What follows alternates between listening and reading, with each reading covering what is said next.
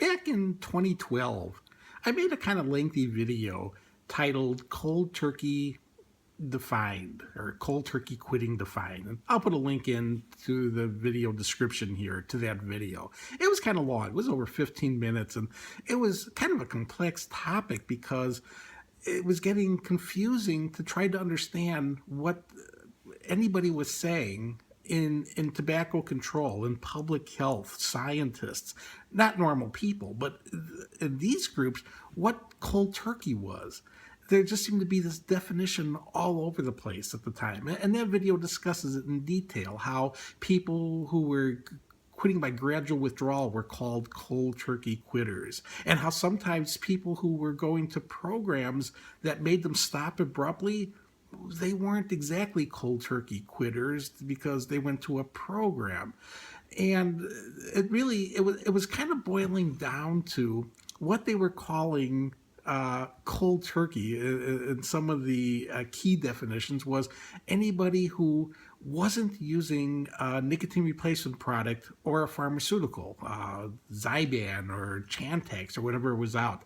As long as you weren't using those products, you were considered a cold turkey quitter, meaning anybody who was doing anything was a cold turkey quitter, whether if they were using gradual withdrawal or who knows what they were classified. It's confusing. Well, I have to do this update to that video now because of a study that was released just this week that's actually making headlines. Usually when there's studies that come out saying cold turkey is more successful than gradual withdrawal or by any other method, no one hears about the study. It just gets buried.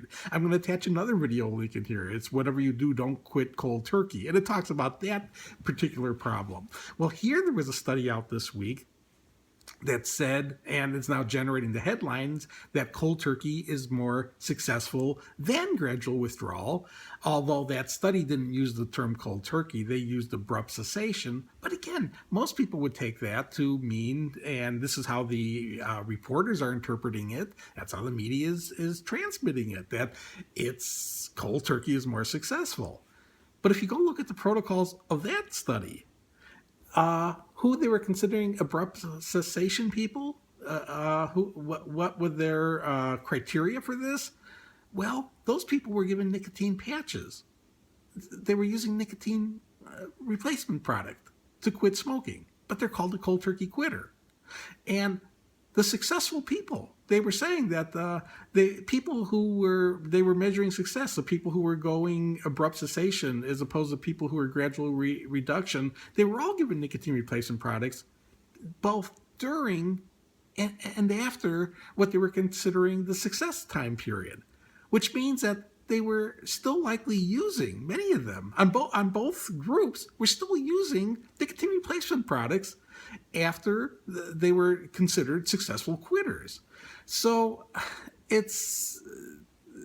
there's no definition now for cold turkey quitting when it comes to research perspective. It could mean anything. The researcher may mean that you didn't use any nicotine replacement product or any pharmaceutical, so that's why you're a cold turkey quitter. It now could also mean you use nicotine replacement products, you're still using nicotine replacement product, but you're a successful cold turkey quitter. It could mean anything. If you talk to real people and someone tells you in your real world that they quit cold turkey, there's a real good chance that they meant they quit cold turkey. If you're reading headlines and it says cold turkey, it could mean just about anything. And it just has to be taken with a grain of salt.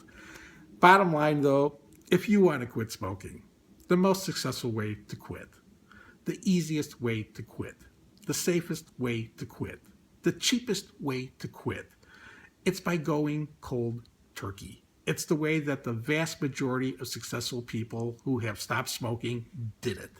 And if you want to quit, that's all you need to do is make up your mind to stop, let the nicotine get out of your system.